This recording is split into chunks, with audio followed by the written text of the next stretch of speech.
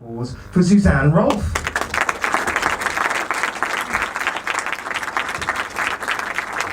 Welcome to my talk about Chernobyl. So for anyone who saw my Krampus talk, this isn't quite so naughty, I'm afraid. It's a little bit more serious.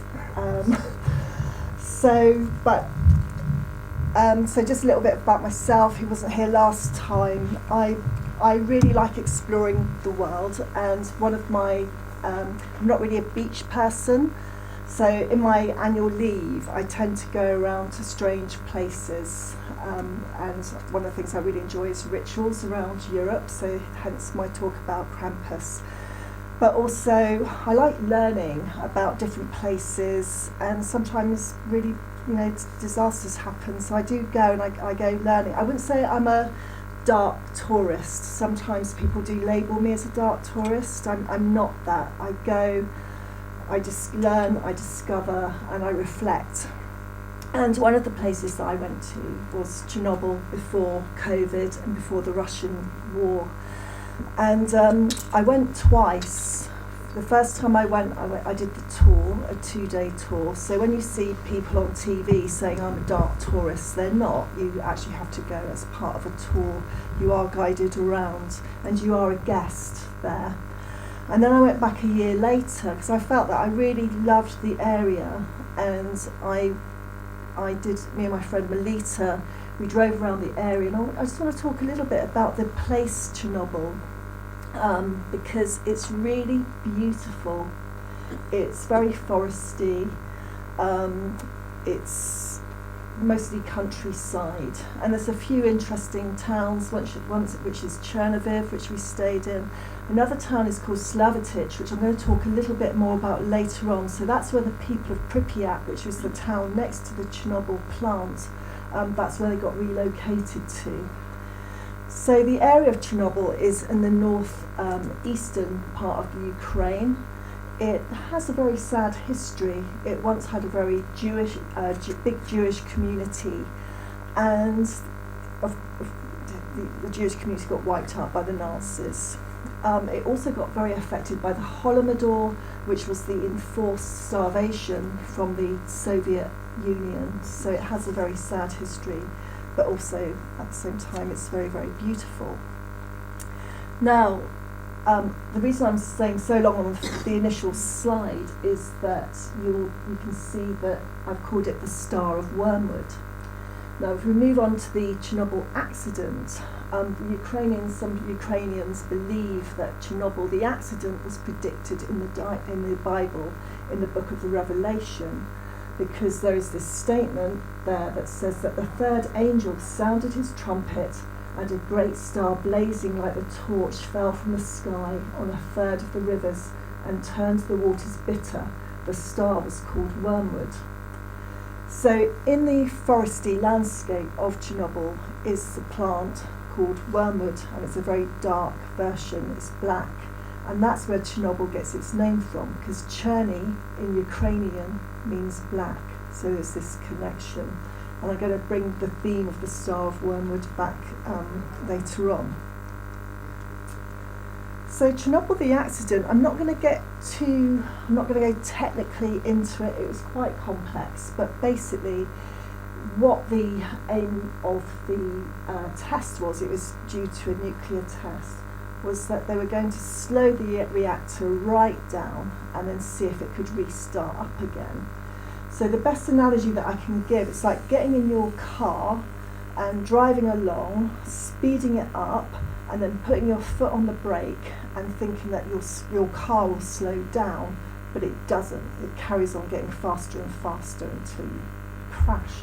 And this is what happened with the test. And the test happened on the 26th of April 1986, and that date is really important. Now, I work in healthcare, and part of my learnings, I'm sort of sharing my learnings, my reflections with you, is that in healthcare we tend to look at root cause analysis. So when I got back from Chernobyl, I did a lot more kind of reading and looking around at what was the cause of Chernobyl. And it's really down to that it came from the top down to the bottom. So on your left, you've got Gorbachev, who you probably all recognise.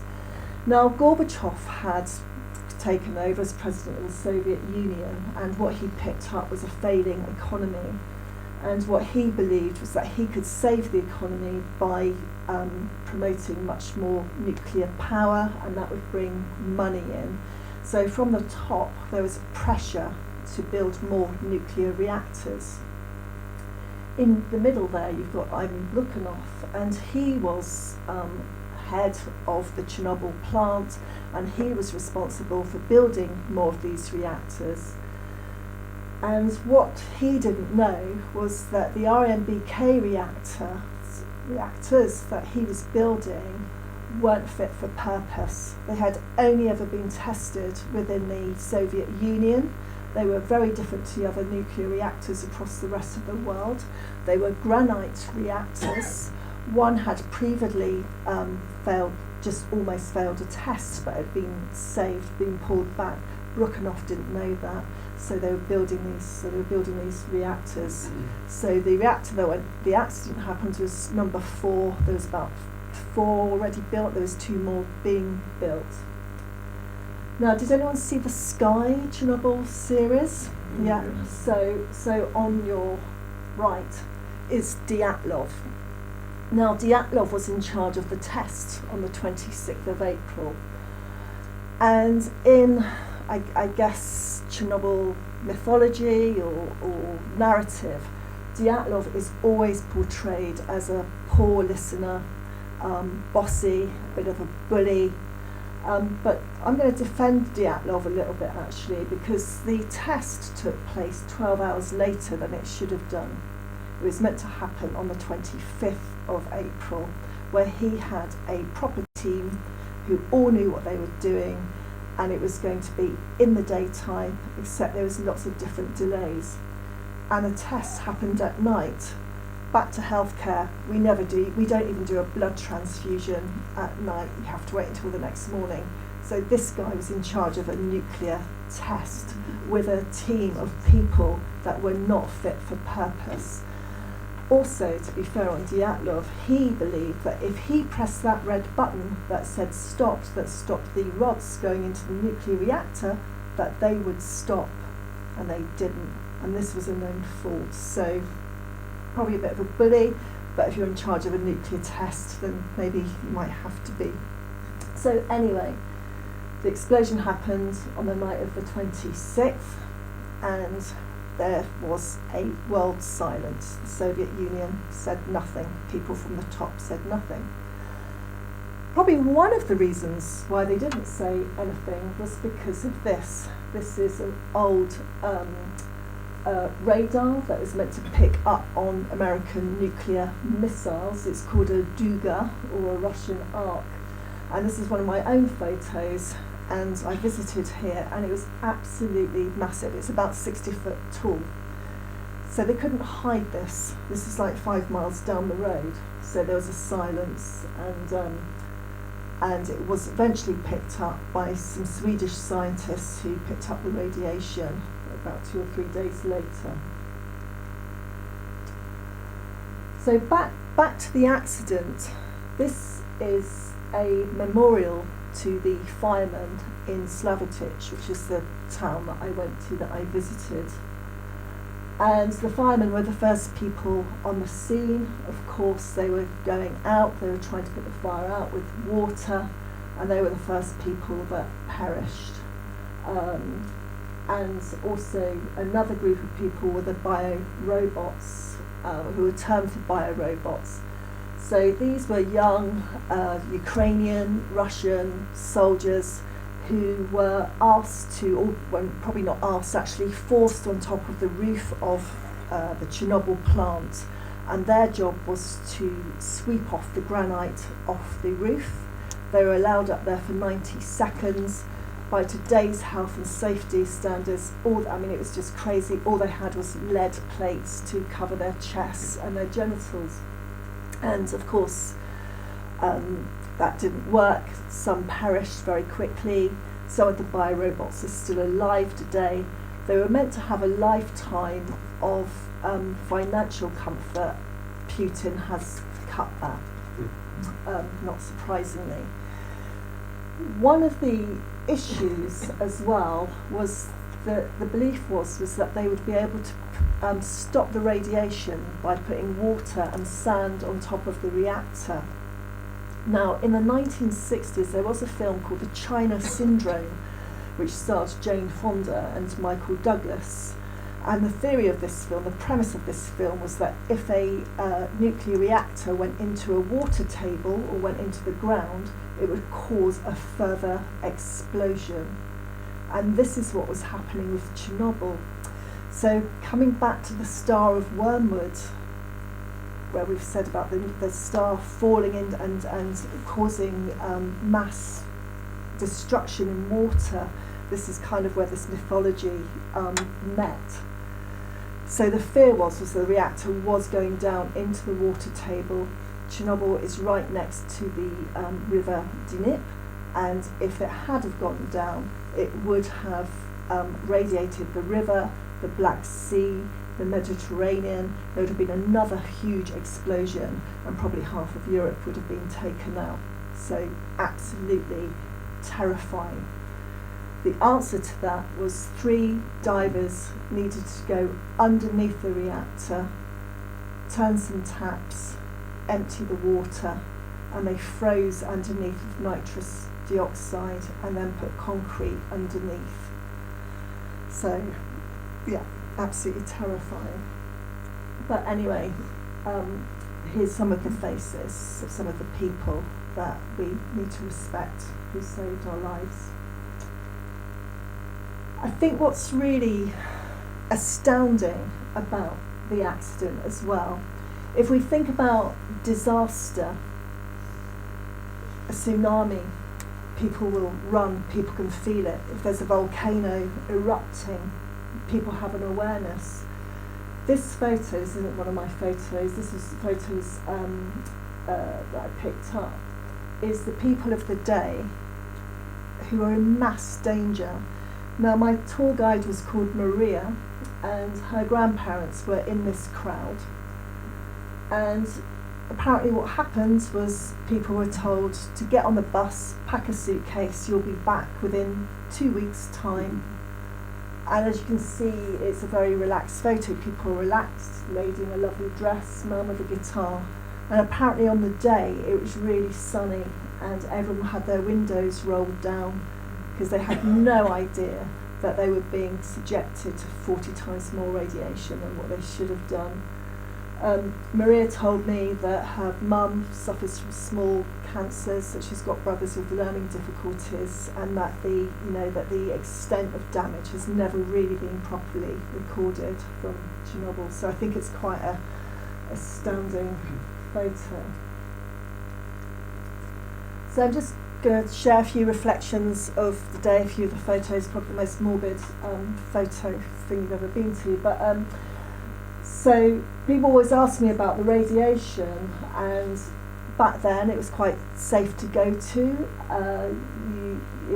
It's about the same, if you're there for a couple of days, it's about the same as sitting on an aeroplane for about 8 hours.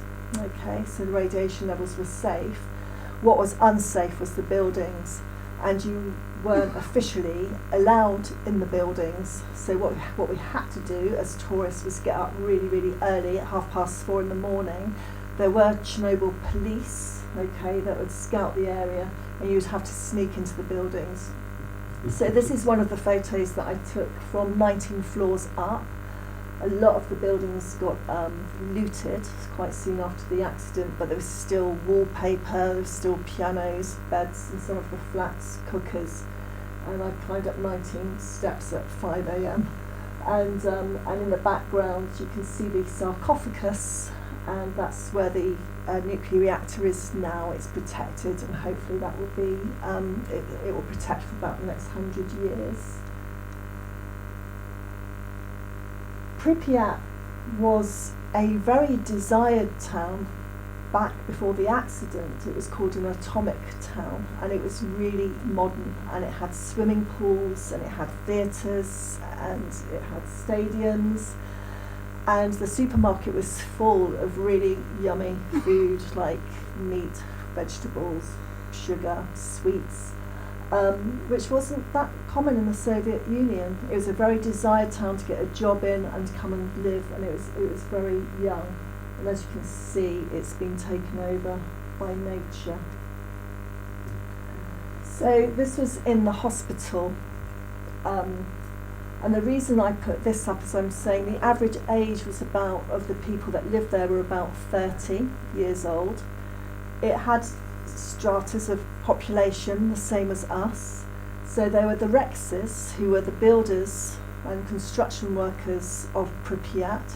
They were considered quite rough by Soviet terms. And then there was the plant workers, who generally sometimes came from much more educated backgrounds. And there was tension, and especially around alcohol. But anyway, people were encouraged to have children, so it was a very young and vibrant city. Probably the most iconic image of Chernobyl is the Ferris wheel. And what's really quite astounding about it is that no one's ever sat on it. It was never used. It was built for Workers' Day. So the accident was on the 26th of April, and this was built for May Day. And so the May Day or Workers' Day was where people would have celebrations, they'd get married, have christenings, and of course the accident happened, and so no one's ever used it, and it just sits there eerily in time. And next door is the Dodgems, I'm not going to get too much into that. So as a tourist, you're not allowed to touch anything, or you weren't allowed to touch anything, but this is the nursery. And going back to the Rexes, they were kind of, there was issues around alcohol, and one of the social controls of Pripyat was that if you got drunk, then your child got banned from the nursery. It was their way of controlling everyone. But the tour guides, it was quite obvious that they would place the dolls around, for us to kind of take photos. And then it's not a great picture, this, but on your left this is the secondary school, and as you walk in, there's a pile of gas masks. And so every child was assigned a gas mask in case of, because it was the Cold War era, and they were assigned a gas mask in case of nuclear threat from the Americans. And of course they failed to perceive the nuclear threat that was sitting on their doorstep. And I don't know if anyone saw the, it was the Animal Nature Awards a few years ago. Someone took an amazing photo of a fox in front of these gas masks. So again, nature, foxes and bears are quite prolific. Okay. So the day I went, I felt a bit stupid actually, because I was all in black all the time, but because I thought of Ukraine and Cold War, I was like in black heavy boots and black jeans, and it was absolutely boiling. The sunlight was shining in, and I think what really gets you is that Pripyat is just stopped in time. There's just posters all over the walls. No one's ever going to live there ever again, and you are just walking through this. What's the film called? Stalker. So people know the film about the zone, and you're just in this zone that's just stopped in time. This is the hospital.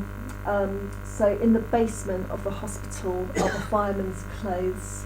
That's been concreted off now, because if you went in, you'd die. They're never ever going to get rid of that radiation. So wherever you go, it's very powerful. So it was a heck. I did a 2-day tour, and it was just lots of emotions, lots going through, but nothing compared to what the people of Chernobyl, the people of Pripyat went through. But down by the River Danube is a cafe, and in the cafe was this stained glass, and the sun was shining through, and I did have some time just to reflect. And I guess what I felt was just how amazing these people were, but also how incredible mankind is, and how resilient mankind is, and how amazing nature is. Like, this was such a prolific disaster, but somehow, we can heal ourselves. And this image I just hope the stained glass wasn't smashed up by the Russian soldiers. That's all I can hope. It was being protected by a private business. And this is the other end. So another thing I just want us to listen to for a moment was, the other thing that got me was first thing in the morning, and being in such a built-up area, being in this abandoned city, and I just managed to just get a little bit of the bird song. So I just want you to listen to that for a moment.